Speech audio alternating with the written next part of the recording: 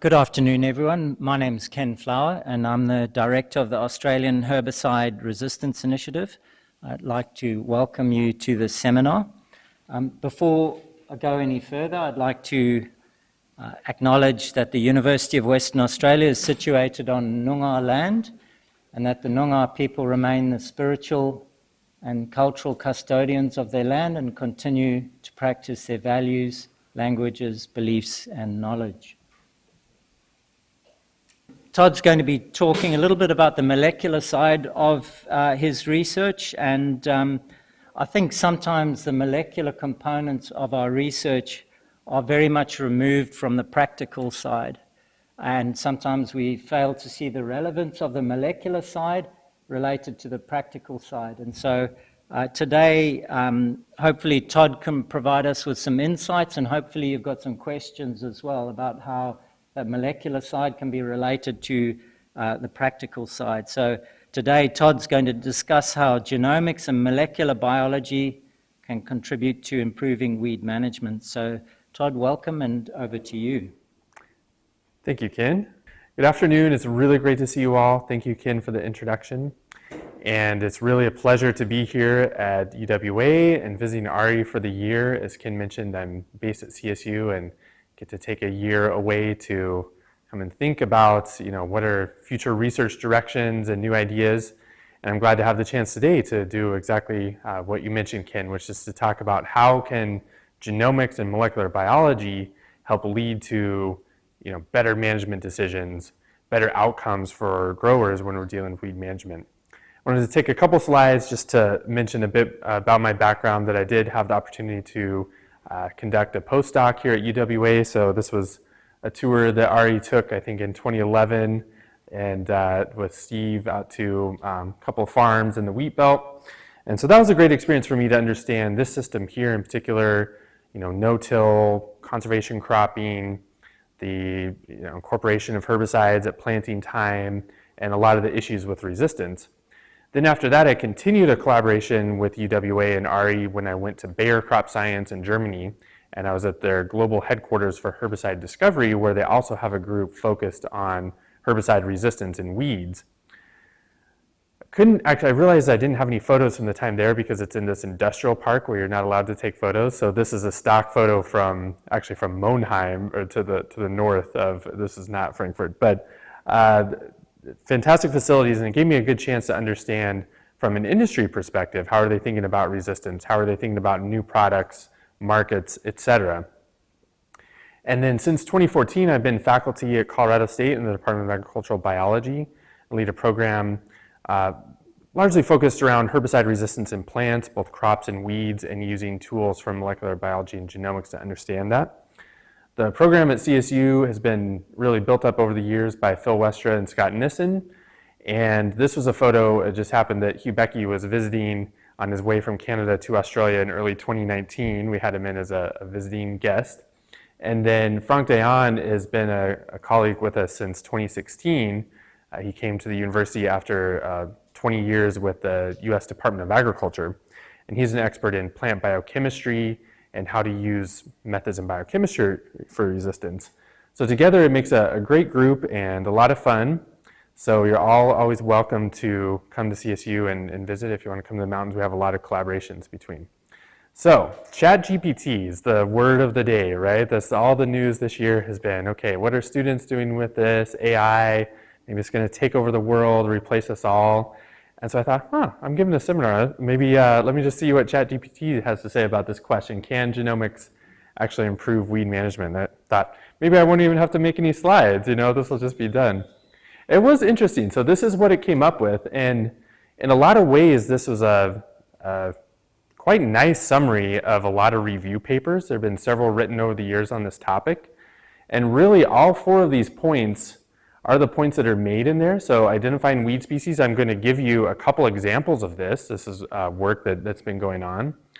Developing more effective herbicides, can we sort of use genomics to inform that? Definitely weed biology, thinking about how weeds reproduce and spread. This one is one where maybe the AI is, it's trying to understand the language. We wouldn't necessarily say weed resistant crops. You might have crops that are allelopathic or something, or more competitive with weeds. But that is certainly, in that sense, it's something we're thinking about. So I thought, okay, that's basically good enough, right? We can just move right to the networking. Let me give you a few examples. We can back this up. So when we're thinking about weed genomics earlier on, and certainly over the last decade, a question has been, do we need genomes for weeds? We have model plants. You have Arabidopsis with its full genome, which has been done since 2000 to 2004, kind of that range. And we have mutant lines you can get, all kinds of resources. We have rice, the genome was done in the mid-2000s as a model grass, similar, and even wheat as a very important crop, and a hexaploid has a reference genome available. But what we would argue is that weeds are not crops and they're not wild plants. There is actually something fundamentally different in basis in biology and genetics that makes weeds weeds. After all, why are they so successful at being competitive? Why are they able to repeatedly evolve herbicide resistance? Why do they escape all the management efforts in so many systems and co-evolve with crops? Are there perhaps a set of weedy traits? And this has been proposed in ecological theory and in weed science for years, and that's why we need these specific genomes. So we conducted a survey at a conference in 2017 of different reasons why people were interested in weed genomics, and you can see a word map here of those results. Certainly herbicide resistance being one, diagnostics, weed evolution, and various other features. Could we find interesting abiotic stress traits in weeds? If you think about it, what's more stress tolerant than weeds, right? It can be the middle of summer, baking hot, weeds are out there. Weeds can grow out of the cracks in the sidewalk, right? And they're so stress tolerant. Are there things we could understand about weeds if we have the tools? And this gives you a bit of the history of what's called the International Weed Genomics Consortium, or IWGC, going back to 2016 with a meeting at the International Weed Science Congress, through a few planning meetings and workshops, to eventually launching in April of 2021 with the first conference in September of 2021. The IWGC was founded around this idea that we want to have a community of scientists from academia and industry who are interested in weed genomics, and in particular to solve this problem that I think was very common for people around the world. If you wanted to do weed genomics, really, you want to have a reference weed genome, you need funding to do that, but probably you're a weed scientist or a plant biologist or a plant biochemist, you don't know how to assemble a genome, you don't really have that track record. No funding agency wants to provide funding just to do a reference genome because, the science is kind of where you're going to do all the interesting things, right? It's not just in the genome itself. So basically, no one was successful in getting funding proposals where you'd say, okay, we're going to do a genome, then we'll do all this interesting stuff. You have industry that probably has the funding capacity and some interest in doing these genomes, but they may, maybe they would have enough funding or interest to work on a few species, several, but then, that data would stay with them, most likely. So what we're able to do in this consortium is bring together all of these interests, so the companies are funding these reference genomes. And this is the first objective, is obtain reference genomes for the most important weeds globally. And then second, just as important, is to provide genome analysis tools, online databases, and training so that people who might be coming from weed science background, plant genetics background, plant physiology, can use tools from genomics to then conduct their interesting research questions. And finally, facilitate discussions and collaborations within the field. Because we know that when it comes to weeds, just like everything in agriculture, there are interesting problems and challenges everywhere you look around the world, and very unique things. So if you can bring people together, oh, you're working on that, I'm working on this, new ideas can come out of that, and there may be new partnerships, particularly between, say a company that has an interest and a research group that has an interest. So this academia and industry partnership, I'll explain a bit more about how that's working. The goal is to use genomics to improve weed management. How can then all these things from genomics be applied to ultimately improve weed management? And I'll give you several examples. I hope by the end of the seminar today you may be convinced that this is possible. Also, we want to inspire new scientists to work on weed genomics, because equally there are people who are in plant genomics and experts in that area, and they may say, oh, there's some fascinating problems in weeds that are both evolutionary questions as well as have this very real world applied consequence, I want to go work in that system and use my training and expertise. So we hope to bring people into the world of weed genomics. So in that mission in 2023 already, the IWGC has hosted and sponsored 2 meetings. The one on the left, this was in the US in January at the Weed Science Society of America. So there was a half-day symposium and training workshop. And then the European Weed Research Society held a 3-day training workshop in February in Turkey. As you can see, this was attended by around 20 people. They got really into the details and did some hands-on training, and there's excellent feedback from that session. So when you think about training, you kind of have to balance, how many people can you train? How long will that be? There's only so many meetings and things people can go to. So we're trying to have these live meetings as well as record materials to put online so that people can also access, recorded video or perhaps kind of a help thread online around weed genomics. These are the founding members from industry. So I mentioned it's industry funding to make this go. So BASF, Bayer, and Syngenta are all financial sponsors, so they've put in funding over 3 years. And then Corteva is our supplier of the genome sequencing services. They have a genome sequencing core in Iowa, and that's been the group that's actually done the sequencing and assembly for the genomes in the consortium. We also have as an affiliate member the Herbicide Resistance Action Committee, which is CropLife International.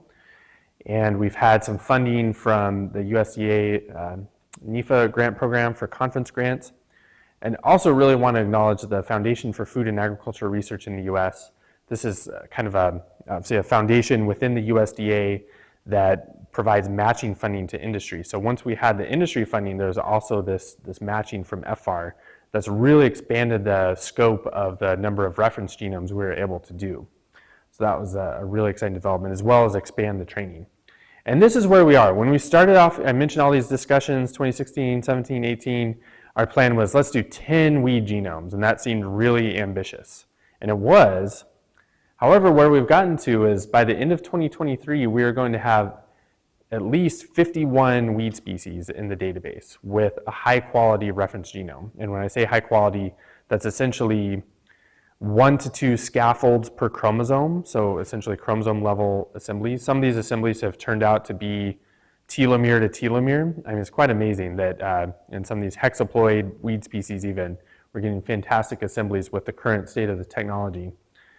We're also moving to a place where several species will have multiple assemblies, whether out of one assembly we get 2 complete haplotypes, or different groups have independently conducted a genome. We can put those in, and now people can start to compare genetic diversity at the reference genome level. We have nearly 250 users in Weedpedia and growing, which, by the way, this Weedpedia is a database provided by KeyGene, a company from the Netherlands. They are very involved in plant breeding and associated, especially genotyping technologies. So through the consortium, we pay for this database with KeyGene, and so anyone can sign up for an account, and you can access the data in here. The genomes that are provided by the funding from the consortium, the exchange with the companies is that they get the data for 1 year as an early access, and then after 1 year it goes public for everyone. So again, by the end of 2023, a whole bunch of data is going to come online. And if you're interested, definitely get signed up and get involved. So you can see so far we have 28 species in the database, 16 completed by IWGC and 12 by other collaborating groups around the world. And there will be, roughly 25 more coming by the end of the year. Just to show a local example, this is Lolium rigidum, and we used the very famous genotype VLR1 that's been used in so many research papers in Australia as the reference susceptible biotype of Lolium rigidum, annual ryegrass. And so you can see here out of this assembly, assembled all 7 chromosomes, largely a gapless assembly. There is something interesting, so you can see we get both haplotypes as an outcrossing species. Even in VLR1, which is considered this kind of inbred population, there's enough allelic diversity between the 2 haplotypes that they assemble independently. It's just right here on chromosome 5, there's a spot that seems to have collapsed, so that second haplotype doesn't have that part. But essentially, we just use the haplotype A as the reference, and so now we can start comparing to there are both weedy and domesticated types of ryegrass, for example. Pasture ryegrass versus weedy ryegrass. You have Lolium multiflorum, Italian ryegrass, you have perennial ryegrass. It starts to build the resource for studying those kind of things. So that kind of gives you the background of what's happening with genomics. And so I wrote that part, and then I thought, okay, ChatGPT, what can you tell me about molecular diagnostics? I spent a lot of time thinking about this. Can we genotype for certain mutations? Can we identify species? And so here's what ChatGPT had to say about molecular diagnostics. Again, pretty good answer. I thought, and it sounds like, somebody wrote this. I don't know, I do want to dig around. I feel like maybe this is sort of in a review paper somewhere, but again, it's summarized quite interesting. So you can see, early detection, identify resistant populations, develop targeted herbicide treatments, and I mean, this is very true. If you know the specific resistance mechanisms there, you could, then define what herbicides would work and wouldn't. And also you can monitor effectiveness of herbicide treatments over time. So if you put out a treatment, then measure what's surviving and test if it's resistant. So again, I mean, what is kind of just on the ChatGPT side, like simply, that is the question I typed in, and this is what it came up with. And it's a pretty good answer. So whatever ChatGPT is doing, it's working pretty well. So I want to give you some examples of molecular diagnostics, because this is one of the main, in the short term, very applicable way that research from molecular biology, weed genomics, can really help with an on-farm decision. Are we going to apply this herbicide or not? Do we have this introduced species or not? So I'm going to spend probably a chunk of time on Palmer amaranth, which is an important weed species in the US. But think of this, obviously it's not here, and fortunately, hopefully it stays that way forever. But think about it from a biosecurity perspective. There will be a time now or in the future when there's a new introduced species that's going to be really important to track. Or, contaminating weed seed in certified seed for sale, or particularly in grain for export. That's partly why the Palmer amaranth issue is such a big deal, import-export regulations. I'll give you an example from aquatic weeds of how a molecular diagnostic marker helps inform herbicide decisions. And then finally, thinking about resistance. Do we have resistance or not, and how do markers help with that? So just a bit more about Palmer amaranth. This is an interesting weed in that it's native to North America, to the Sonoran Desert, but then it's also, in the last 2 to 3 decades, becoming a more important weed in cropping systems. It's evolved resistance to all kinds of herbicides. However, there are several states, these are all in the northern part of the US, that have actually listed it as a prohibited noxious weed. So what does that mean? It means if that seed is present in any seed sold for sale, it cannot be sold. So, if you're growing, let's say, a wildflower seed mix, or seed for turf planting, or a seed of a crop, certainly to be grown in a cropping system, whatever that seed is, or plant parts, you have to do a weed seed purity analysis. And what happens, I'll show you the photos of this, but these seeds, they're just these little tiny black seeds. You can't tell the species apart. There are many species in the genus, and they all look basically exactly the same. So the seed analyst says Amaranthus species, and that's what's on the tag for the purity analysis. So that means in these states, forget it, you can't sell that seed. So you start to get a lot of money involved and very important things. So people want to know, is there a diagnostic? Because you might, if you could germinate that seed and grow it, maybe you can figure out what species it is, but that has its own challenges. I mentioned the import-export. The USDA in the US has spent a lot of effort on trying to help reduce weed seeds and soybeans at farm, at the elevators, and the point of export. Why? Because Palmer amaranth is prohibited in grain sold to Brazil, in Canada, and probably most importantly, China. So they'll say, we can reject this entire shipment because we've detected Palmer amaranth in it. And if you consider this is, major herbicide-resistant weed, probably on 30 to 50% plus of the area growing soybean, that is a really big deal for a crop that's predominantly exported. And if you think of the situation here, what if you had a weed in wheat that becomes listed as a prohibited species somewhere else? So you want to know if it's there, right? And some more data, this was a paper that I was, got to be involved with a whole group in South America, and Paul Neve, when he was at Rothamsted, organized the funding for this. But basically we took Palmer amaranth that had been introduced to Brazil, Uruguay, and it had been in Argentina for a number of years. So a lot of you remember Martin Vila Ayub, who's been had several stays here at AHRI. He helped organize those collections in Argentina, Alejandro Garcia in Uruguay, and Aldo Morado organized the collections in Brazil. And what we were able to figure out is that, so the Argentina, again, had been there for years, and so there's good evidence supporting that this is a structure analysis of genome-wide genotyping data. So we can kind of use the reference genome and our genotyping technology to come up with thousands of markers. So there's good evidence that there's a separate introduction to Argentina and probably separate from the one into Brazil. Uruguay is a little bit harder to say. Of course, Uruguay and Brazil share a border, and there's, especially for cropping as well as to Argentina. So equipment and things do move back and forth. So it's a bit harder to say whether Uruguay is separate from Brazil or not.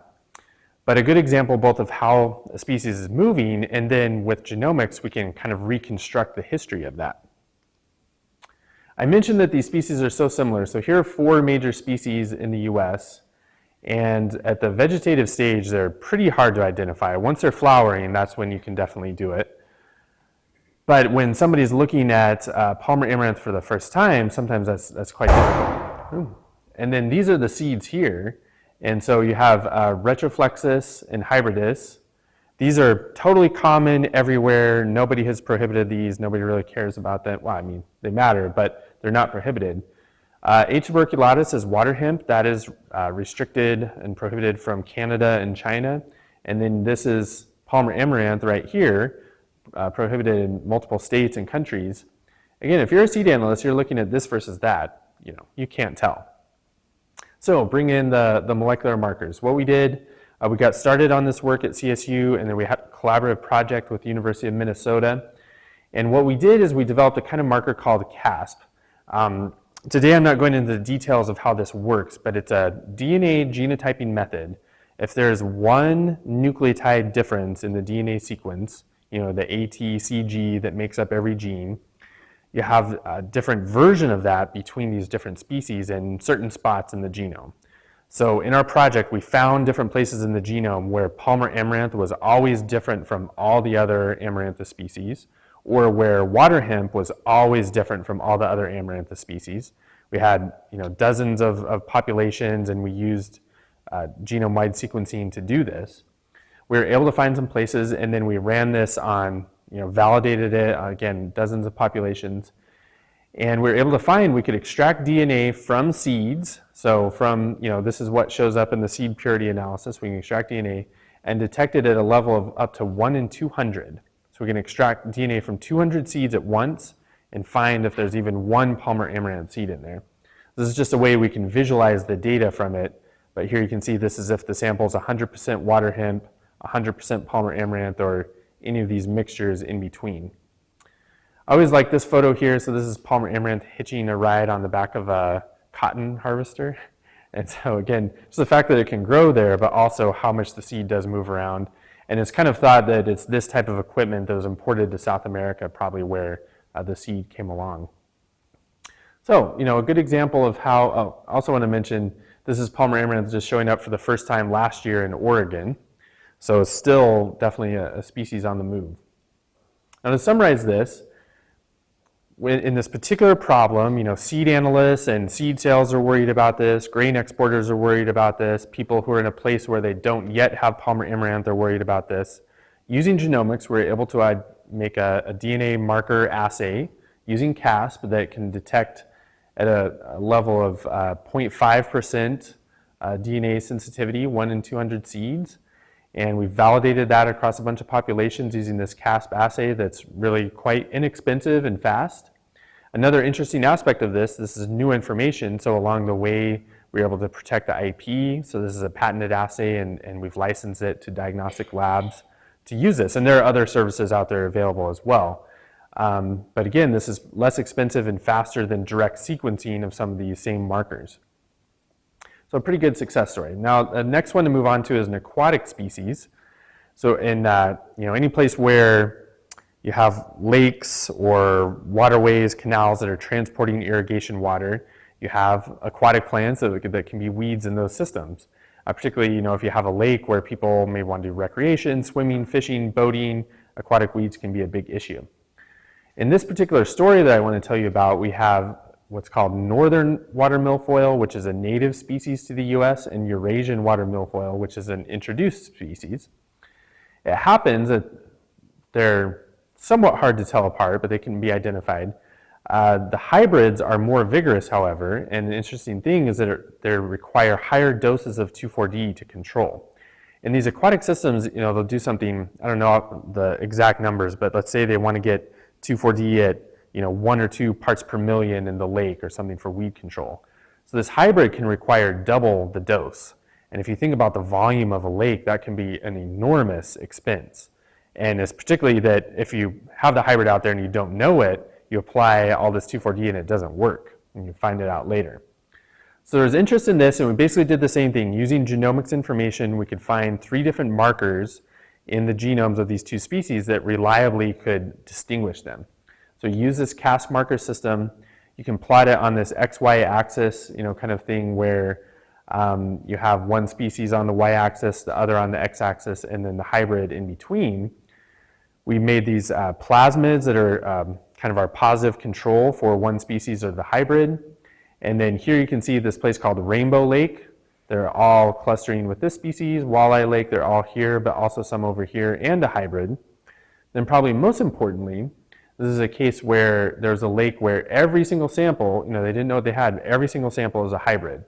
So you could say, definitely, you should use the alternative herbicide that probably costs more, but it will work, compared to 2,4-D that won't work on these hybrids. So you can avoid a costly wasted treatment. And so this is also a patented assay that a company funded the work, and so they have the license to that assay. And they can use that with their customers to decide which herbicide should you use in your lakes. Now moving to, back to terrestrial weeds and cropping systems, this is a weed called kochia. This is a big problem across Western North America, where Colorado is located, and elsewhere. So there's a big problem in rangeland and dryland wheat systems, as well as sugar beet, corn. It's most famously a tumbleweed. If you think of those scenes at the showdown at the OK Corral when it goes really quiet and the tumbleweed blows across, it's either kochia or another species, Russian thistle. In fact, there were farms that purposely grew these big, beautiful ones for movie sets. So you gotta have a really, really nice one for that. But they do blow around, and seed goes everywhere. Long story short, glyphosate resistance has become a big issue, particularly in both the dryland fallow and the wheat systems, the dryland fallow wheat systems, also the sugar beet systems, where they're using exclusively Roundup Ready sugar beet and glyphosate for weed management. So this was a sampling of various sugar beet growing areas across Colorado, Nebraska, Wyoming, and Montana. And the mechanism that we'd figured out was increased copy number of the target gene, EPSPS. So wherever they have, basically, if they're yellow, orange, or red, greater than 6 copies, they're resistant. So agronomists and growers can send in samples to the lab during the summer. Maybe they've sprayed glyphosate once, they have some survivors, hey, are these resistant or not? They send it in, and we can turn that around and get an answer within a week, so they could decide, should we spray glyphosate again, or should we do something else? Generally, the answer is always yes, it is resistant, if it's surviving that first one. But still, it gives a concrete piece of information, and it's a kind of thing that the faster you can get that, or even have it in the field, could be very useful. Also, I want to mention this data set. So again, from a genomics application, we know that we have glyphosate resistance all through this big area of central North America in kochia.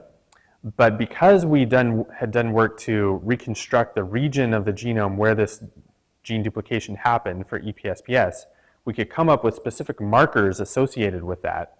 And we were able to figure out that actually there's a first genotype from the kind of southern Great Plains, a different genotype in the northern Great Plains, and yet a third genotype in the Pacific Northwest, suggesting that it's evolved independently at least 3 times. We also can see a lot of evidence for gene flow and movement. So we know that movement of kochia seeds at a big scale is also important. And that helps us understand kind of the epidemiology of resistance, as well as, could we do something about that? Now we also have kind of traditional ways to survey resistance. This is some work that Eric Wester did looking at the auxin herbicide dicamba in Colorado. And so you can see at that point in time, lots of places where it's susceptible, but starting to see some resistance. And by 2014, about 20% of the kochia populations were resistant to glyphosate and dicamba, both. And so we wanted to understand what's the mechanism there. There's a known mechanism that's been recently reported in the gene called OXIA16. It's an auxin co-receptor. So again, we came up with a CASP marker. This is work that Eric Patterson did when he was a PhD student at CSU. He's now at Michigan State. And basically you have on the y-axis the wild type allele and the x-axis the mutant resistant allele. And so you can see that there is one population in this survey that was dicamba resistant that has that same mutation as the original population in blue. But there are these other populations that are resistant, such as this one called M32. They have the wild type there, so they must have some other type of mutation. Now we're studying that one to understand what its resistance mechanism is. We can use this assay just like the assay for glyphosate resistance, EPSPS copy number, to quickly measure kochia samples. And of course, yeah, we know that there are different resistance mechanisms. So this is an example of what that can look like. Here's a bunch of samples that we did over the course of one summer, split out by crop or rangeland. And this is interesting. So in the crop system, they're using much more glyphosate and dicamba, not as much ALS herbicide.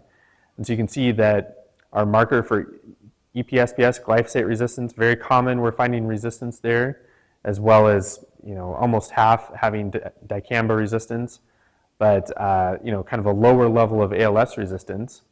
But then we go to this rangeland and right-of-way where they're using, metsulfuron or these kind of long-lasting ALS sulfonylureas quite often. Pretty much everything there is ALS resistant, but there is a little bit of dicamba and glyphosate resistance showing up, even though they're really not using those herbicides in that system. Again, showing us how much gene flow and movement there is of resistance traits around the place. So again, kind of an example of how molecular markers can help us understand resistance patterns, trends, as well as the faster we can do these, the faster somebody could have that information to know what management decision should I make. When it comes to CASP, this works on any nucleotide variant. So maybe you want to identify a new species, you want to track something for biosecurity, you're thinking about import, export, those kind of things. We know herbicide-resistant weeds end up in Australian grain that when it arrives at the terminal in Japan, right? I think there's been some survey work on that. So maybe you could even understand if those weeds are there, do they have herbicide resistance? You can identify hybrids, track gene flow. Anything where you have a DNA polymorphism, you can use a CASP marker for it. And of course, there are other applications too. But we just have found that CASP has been very cheap, very effective, and you can really scale it up. And again, and then the other aspect of it that if you have a commercial use of this, there's potential for IP that can come along with these types of markers. So now moving into kind of the third half of the talk, and I think I'm just about on time from where I was hoping to be. I wanted to think about, what else can we do? We've talked about genomics, we've talked about molecular markers and diagnostics. What if we expand our vision and think a little bit bigger to the future? I'm going to talk about nucleic acids, RNA targeting, some of those kind of new alternatives. But I also want to put out there this kind of idea. Of course, this conversation is going on in medicine, right? Current medicine is where, okay, let's say, for example, everybody has a certain type of cancer, everybody gets the same therapy, works for some, doesn't for others, is even worse for some segment of patients, right? But in the future, with more personalized analysis, for example, of DNA, different therapies can be recommended for different groups to improve the outcome for all those patients. So what if we just replace this thinking of patients with fields, with weeds, different herbicide resistance profiles? Could we, instead of just saying, okay, right, you're growing wheat, you're going to apply this herbicide pre-emergence, this herbicide post-emergence, because that's what we have, rather to say, okay, here are the genotypes of weeds you have in your field, we should have this therapy, this herbicide, or this one. And then also, I was just curious, I always like to look at Michelle's survey data. So this was from the annual ryegrass 2015 survey, the report written in 2022. And you just think, okay, sometimes we have some new herbicides like Boxer Gold or Sakura, and you're starting to see a little bit of resistance out there in certain populations. Could we get more personalized information on those and detect them more quickly, and then actually make different decisions about those in very real time? So how would we do that? With where sequencing technology has gone and is going, and don't worry, Roberto, I'm not showing the Moore's Law graph, of costs coming down over time, but it's just getting cheaper and cheaper all the time to generate the sequence data. We now have these reference genomes for basically every major weed that we're thinking of, or if we don't have it, we can get it. And so what you could do is actually sample these fields. Let's say, an agronomist goes out and there's some survivors, you get those samples, or you collect some seeds from surviving weeds at the end of the season, or you sample weeds right when they germinate at the start of the season.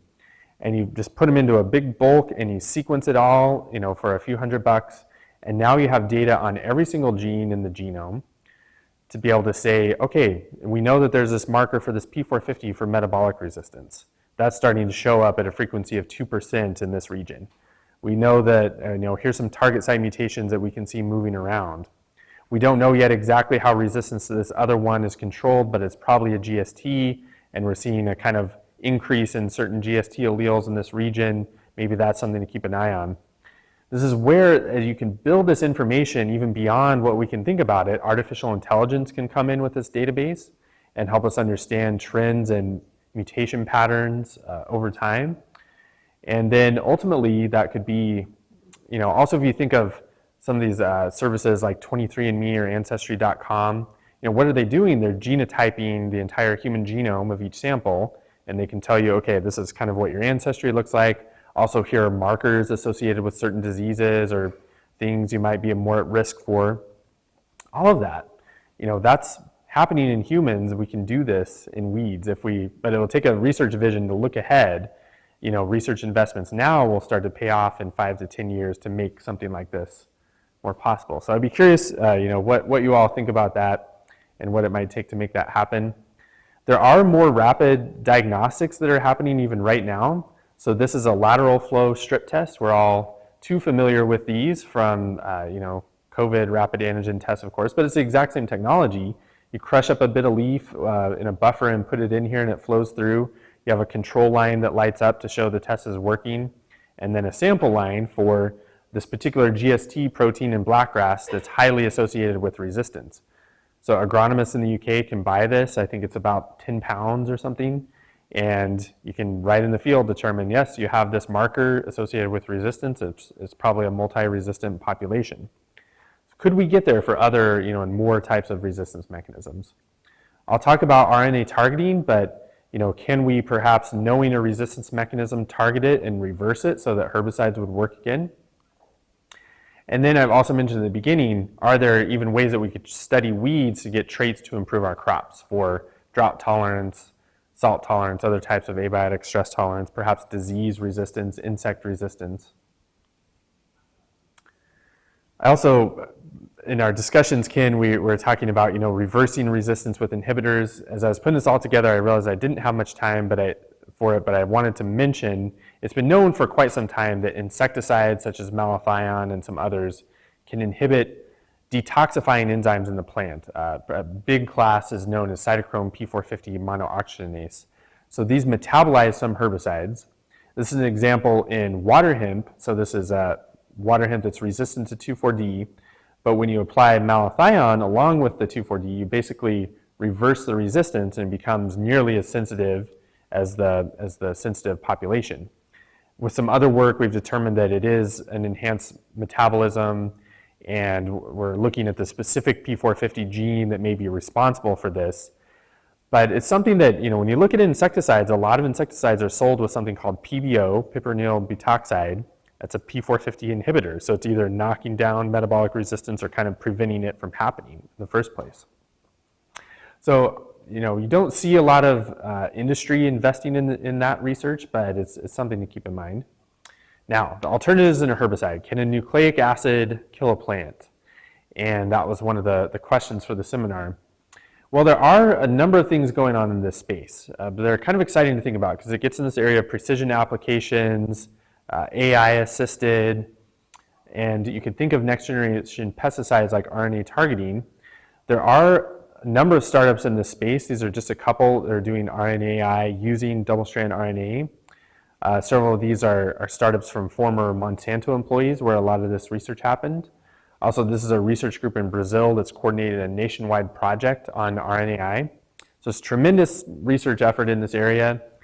Right now in the US on the market, there are some corn varieties that express a double-strand RNA from the genome, and that targets the western corn rootworm and acts as a plant-incorporated pesticide. What I want to tell you about is some research that I've had going on in the lab together with, this is a startup company that my wife Anna and I have started, Cleanfield Technologies, and we're working with a company called Ohm Life Tech in Philadelphia. And we have some DARPA funding in the US to do something called antisense oligonucleotides. And I'll try not to say that too many times, so I know it's a mouthful. So we call them ASOs, but we'll talk about what those are in just a moment. When we're thinking about RNAi, again, this is this photo from a Monsanto presentation, I think back in 2013. And what they're doing here is with RNAi, you can degrade the mRNA. So if you think of the DNA encodes an RNA, which is the directions for protein, you can get rid of that RNA. It's a transient molecule. And if you get rid of it, maybe you could get rid of the herbicide target site enzyme, maybe you could get rid of the metabolism genes that are detoxifying herbicides. Or in this case, this is polymer amaranth that's overexpressing EPSPS. Could you knock it back down enough so that glyphosate would actually work again? And as a proof of concept, it did work. Ultimately, they had some challenges to translate it out in the field, partly due, perhaps to the stability of double-strand RNA and a few other issues. But it's certainly an interesting concept. So I mentioned antisense oligonucleotides. This is a different pathway. On the next slide, I'll explain the difference. But when it comes to antisense oligos, there's quite a bit going on in medicine. There are, in fact, 4 drugs approved in the US by the FDA for various conditions, and a number that are also undergoing development and research. What's going on here, again, I mentioned the mRNA is here, and so the antisense oligonucleotide binds to it. This enzyme called RNase H will actually cleave it, so that cuts it up, it doesn't work anymore, no more protein. Or it can physically block it, and you get no more protein. It's not able to be translated. That's the basics of ASO. Well, how is that different from RNAi? On the left, this is showing the ASO pathway. On the right, this is the RNAi. So a longer double-strand RNA molecule can be applied, or a shorter, what's called siRNA. So that's basically a very short double-strand RNA. Partners up with this enzyme complex called RISC, cleaves up these little guides, and then that goes to the target mRNA to cleave it. So at the end of the day, the target RNA is being cut, right? There are kind of a few intermediate steps that have to happen. With the antisense oligos, they're directly binding to the mRNA. RNase H is cleaving, and then this is recycled to go hit another target and cleave again. The particular technology from Ohm Life Tech is what's called FANA. So essentially there's a fluorine on the ring of the nucleotide, and that's represented in red here. So if you have, say, a 22 base nucleotide long oligo, you can incorporate that fluorine in several of the ones on the end.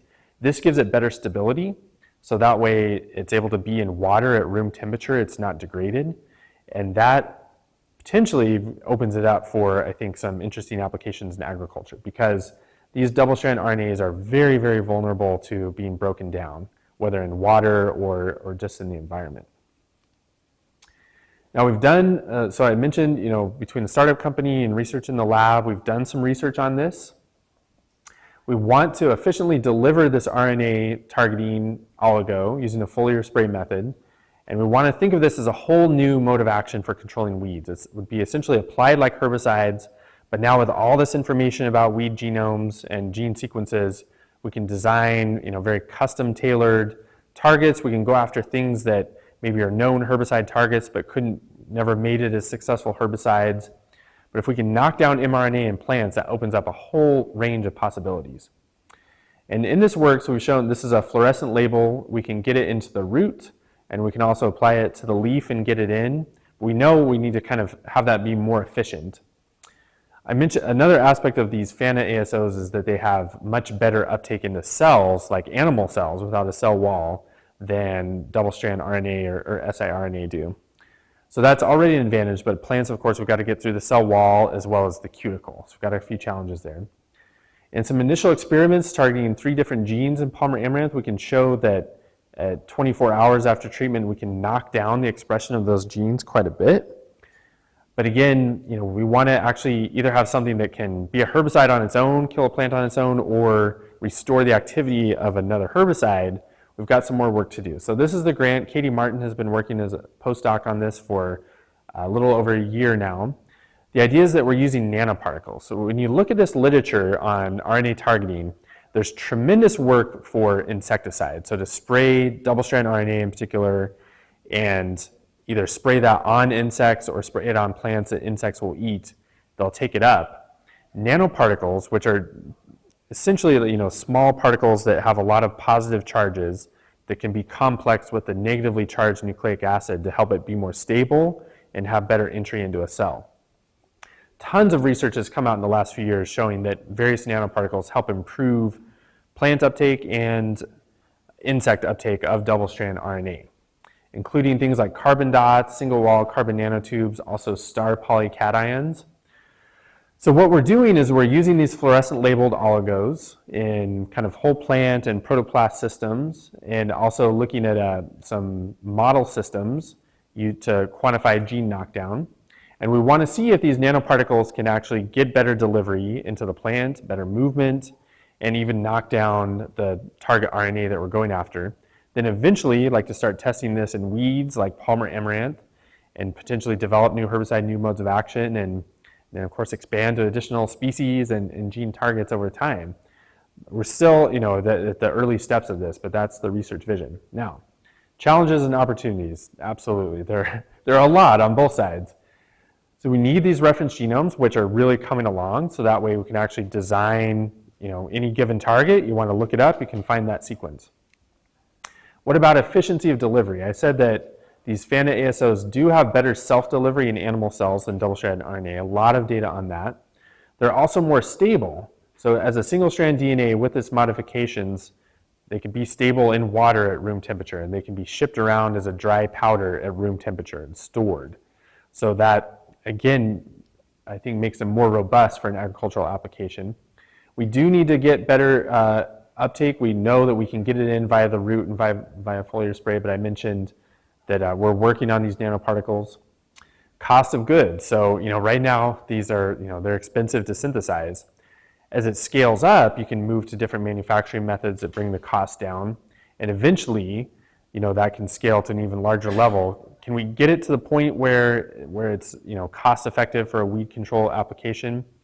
That may also depend on, co-developing in the spraying space, better spraying application technologies, precision, so that instead of spraying the whole field, the whole paddock, you're getting just this one spot where, you identify that weed, deliver the right compound to it.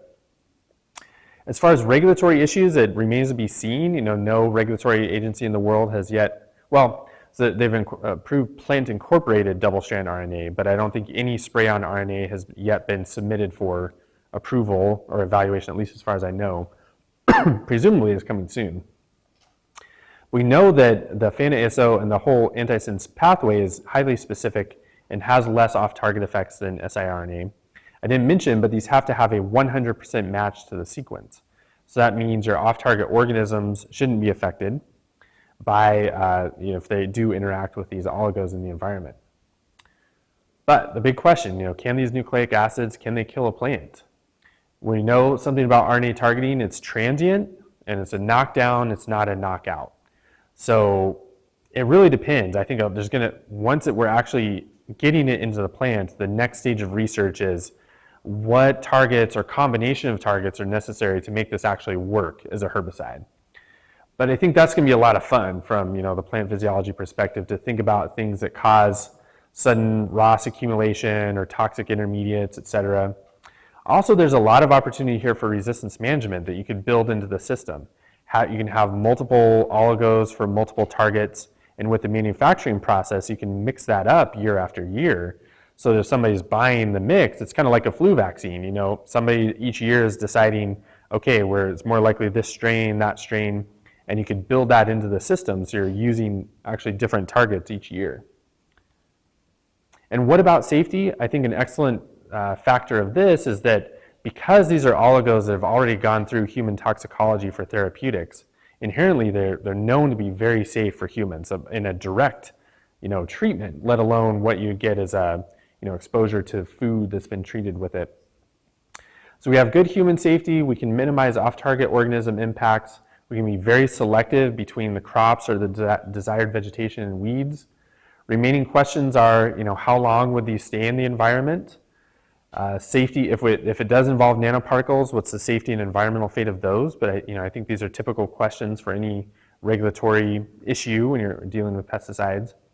And then again, just kind of what's the transient effects of and presence of environment nanoparticles. Also spraying with nanoparticles could have some regulatory questions. If you'd like to dig into this some more, there's this recent review paper in Advances in Weed Science about RNAi, and it kind of digs into, it can give you some more details on stability, delivery, how does the gene silencing work. This one doesn't talk as much about the antisense pathway, more about RNAi. And I also wanted to mention that, again, this double-stranded RNA and RNAi is quite a bit further along for insecticide applications, as well as fungicides, diseases. There's been a lot of work on that. It does help that, fungi and insects will kind of absorb this themselves or eat the plant that's producing it. Whereas weeds, we've really got to spray it on, and it's got to be selective with the crop. So with that, I'd like to thank you very much for your attention, and in particular, thank AHRI and UWA. Ken, thank you, and Hugh Becky helped kind of get all the paperwork set up last year as I was planning this, and everyone else in AHRI for being just such great hosts. It's wonderful to be here, and I'm enjoying getting to talk to people from across the school and around the university about various collaborations. And certainly want to point out, go to weedgenomics.org. You can get signed up for an account for the Weed Genomics database and get connected with news and events of what's happening there. A lot of collaborators, certainly at the CSU Weed Lab. It's a great group, so I want to thank everyone there. And again, thank you for your attention, and be happy to take any questions.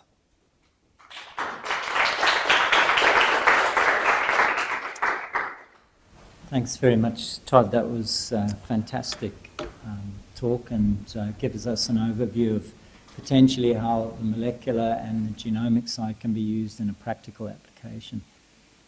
Do we have any questions? Yeah, thanks, Sue. That's a great question. I'll repeat it just for the recording and summarize that. We have more and more herbicide resistance traits in crops and very, different species. So in the past, we would have said diversify your rotation, and that enforces you to have to use different herbicides or have different weed management techniques. Now, if you have the trait for the same herbicide in each crop, maybe you're using an imidazolinone in every phase of your cropping, or a different herbicide group that would have only been in one phase, now you can use in various phases. So not only the complexity of sometimes how are you going to manage the volunteer crop if now it's resistant to herbicides you would have used to clean it out of your next crop. But yeah, that even potentially maybe companies who aren't necessarily talking to each other are introducing products that are going to create this issue of using the same herbicide over and over.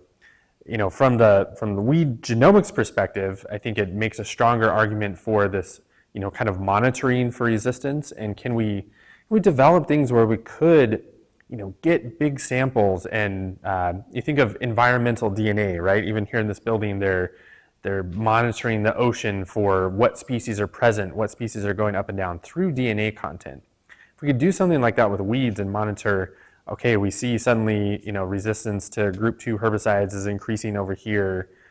That's in the future. In the short term, there's got to be a good plan. And yeah, you can't just suddenly say, okay, now I'm going to use the same herbicide 4 years in a row. We know exactly how that story ends. And if in fact it even is a herbicide that's working well right now. So it's both, I think, I like to advocate for herbicide resistance traits in crops. It can give more options. I think that can be really helpful, but it comes back to the other principles of keeping low seed bank and kind of if we want to think about how to use less herbicide and be more sustainable in managing our crop. Yeah. Todd, on the molecular side and the nucleic acids, is there scope to use them as non-chemical herbicides Is that another? Yeah. That's what I was excited to Yeah. say. A different Well, mode of action. Well, and that's it. Exactly. It represents a different mode of action and kind of a system that can be adaptable over time. Because let's say we find out a certain target for ryegrass is great, and we use that a few years in a row. Now there's incredible genetic diversity in ryegrass, and we select for a population, and we're seeing resistance to it. We can adapt and change. We can say, okay, let's move it over here to a different part of the gene. Let's go after a different gene target. Whereas with a regular small molecule herbicide, once we have resistance to it, that herbicide can't change. It's the same thing. But with the RNA targeting nucleic acids, we can change what we're putting out there over time. So it has the ability to be more reactive. Almost you have a ryegrass product, and it works in any crop that you're in because it should be selective against every crop by design. But then you're just changing it each year. Todd, I'm not a molecular scientist, but when you're targeting the ryegrass, are you weakening it? Is that what you're aiming, or are you reversing resistance? So which one are you talking about? So potentially, could you weaken that ryegrass so that you can use crop competition? So do you know what I mean? As opposed to reversing resistance and then continuing to use herbicides. Well, I think that's an interesting idea. Probably the first idea that we've most been working on would be something just like a herbicide that actually controls the weed, kills it, and something is standalone. That's probably, from a commercial perspective, the best value proposition. If somebody's spending money, that's the outcome they really want. Now, it could be that maybe it doesn't quite work for that, or not initially. Your idea, I think we could definitely do something that would stunt the weeds quite a lot, and slow down their growth. So then maybe that combined with a competitive crop, and you get better suppression. And there certainly are, can be a fit in the marketplace for that. There are products that are labeled to suppress certain weeds. Another aspect could be what you mentioned, let's reverse resistance. So with all the research into mechanisms, maybe we know there's a particular cytochrome P450 that's metabolizing these herbicides. Now we can design RNA targeting for that P450, knock it out, and then the herbicide should work again. Or if it's overexpressing a gene, or various things like that. Even in the case of maybe there's a target site mutation, maybe we knock down the expression of that target site gene enough so that even though the herbicide inhibitor is not as effective against the mutant protein, it still works. And then a final version could be maybe something around harvest weed seed control. Maybe you could spray this RNA targeting right at flowering time and reduce how much seeds the weeds that are there actually make, or maybe affect the viability of the seeds that are formed. But again, it's a great question too. As you kind of have this more and more complexity of traits, but it's kind of this, if you have a new herbicide that's naturally selective, kind of the same issue. You have a good new tool, how to use it the best way, and not break it right away. Any other questions? Yeah, so the question is, maybe regulatory, or, this is spraying a very different thing, right? We're spraying a nucleic acid. In the case of what I was talking about with the ASOs, it's a single-strand DNA, but it could be a double-strand RNA, or a long one or a short one. And yeah, there's just really not a regulatory framework in that yet. Some regulatory agencies have something called a synthetic biological. So if you're synthesizing something that is similar to a biological molecule, there's kind of a special category for that. But I think, how would they consider it? Would they basically put it through the same regulatory pathway as a small molecule pesticide? And then would there be additional maybe safety tests or environmental tests that would need to be done? There's interest in how do pesticides, including these, affect pollinators, beneficial species? And, all of those questions would have to be answered for the regulatory process. Yeah. Yeah, that's a great question. This is the hard thing with research, right? Is we're going along, we try something, it works, it doesn't, we learn. And then the regulatory part as well is kind of a big question at the moment. I think we clearly have And then the other thing, as a researcher, I know we're always biased to think, oh, it'll take this long, and probably it's double that. So, I think we'd have certainly in the range of 3 to 5 years of research that we're doing on terms of uptake, and then getting into actually the biological activity of certain targets and assessing those. And then you've kind of got to move from the lab out into the real world, do trials. Those cost a lot more. And then you may encounter new problems. Then making sure you're actually spraying this. What's the cost of it? For it to be a commercial success, that cost and how much you're applying dynamic has to be figured out. Somebody's got to be there to manufacture it, and then take it through the regulatory part, which normally for a small molecule pesticide, you're looking at a regulatory process of 5 to 7 years in many cases. So you've got to generate a lot of data, a lot of safety studies, and that's just unknown. So if you add up what I've just said, that's 10 to 12 years maybe, and that could be very optimistic. Could go faster. I think on the optimistic side, once some of these basic principles are worked out, it kind of opens up all kinds of things. You could start thinking about these for plant health, right? If there's a drought coming, maybe you can spray something on the plants that helps them pre-adapt for drought, or maybe there's a frost coming, and maybe somebody will figure out how wheat survives frost right when it's flowering. But maybe you can modulate a gene expression right then and help protect 10% of your yield or something. So, but it's about getting these kind of RNA targeting things into the plant. Basically a non-answer, but it's very early stage. We had a conversation with a crop protection company about this, and they talk about their R&D from phase 0 to 12, I think, and by like phase 10 or 12, that's where it's a fully commercial product. And they told us that we're at phase -1. So we thought maybe we're at least at phase 0, but there's a lot of work to do. But Todd, there's scope for rapid identification of resistance in weeds using some of this technology. So obviously not the RNAi, but some of the new molecular techniques. Oh yeah, that's here now. Yeah. And I mean, again, the cost has just plummeted. And so I think either, to take a research program where you're going to have these 1-by-1 diagnostic markers, that's very doable right now. And you can develop a good marker. And if you have, I think the sweet spot is, resistance that what it is, and you have to have a DNA marker for it, but it needs to still yet not be common enough so that it's actually useful. If 80 to 100% of populations are already resistant, then that marker is not very useful. But or a biosecurity question, I have a new weed, or this other idea of whole genome sequencing, huge database, thinking about a big data question that could also get going now. Yeah. How much further along is medicine? Well, I mean, tremendously, and it's and it depends on the area. There are so many different things within medicine. You said it's cancer drugs.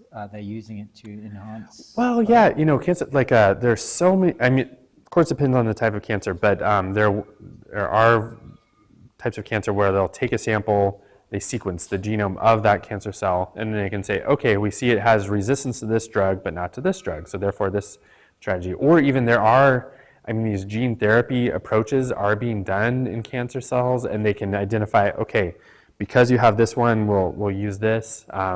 Also, the kind of immunotherapy types of things are based on personalized medicine. So, I mean, that is really far along. But definitely there are, I have 2 former students from our CSU group who got training in bioinformatics now actually have jobs in the medical field where their job is every day they go in and they look at RNA sequencing data from cancer cells and process it through, and it comes out with a recommendation for a patient's treatment.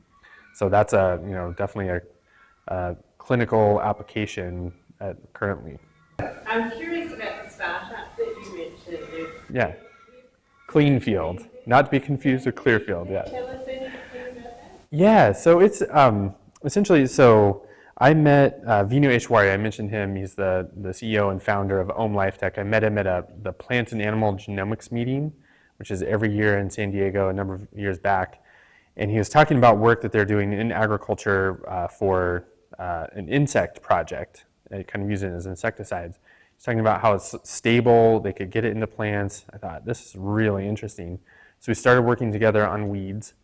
And then, we started this startup Clean Field Technologies, so basically we invested in the early stages of the research, like that, the data I showed with the fluorescence and gene expression, because we're kind of thinking, if there's a low-hanging fruit here, I mean, this might be kind of amazing because it is getting in. But we found that, yes, it is getting in, but there's going to be more work needed.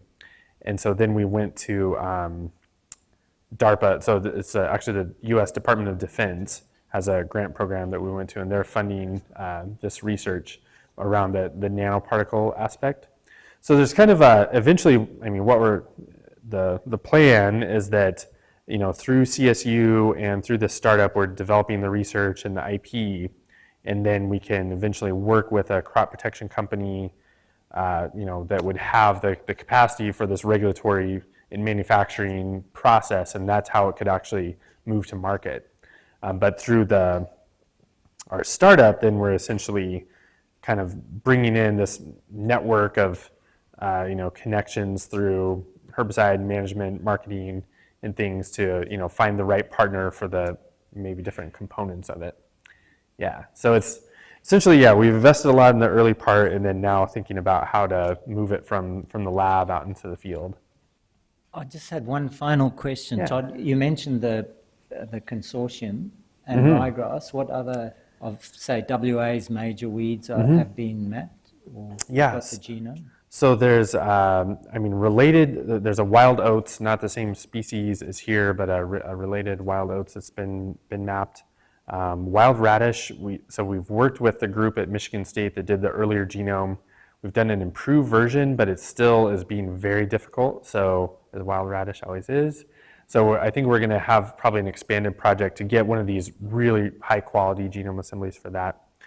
Bromus tectorum has just been done by a different group, but that could help inform some of the research on Bromus diandra. But some that maybe still haven't been done, barley grass. Of course you could look at domesticated barley, but barley grass is maybe one to consider. Cape weed, I don't know if somebody's working on that. Sesambrium orientale. So there are a few more that definitely could be done, but I think between ryegrass and wild radish is getting there. Yeah. Yeah. I'd like to thank Todd very much. That was very interesting. Thanks.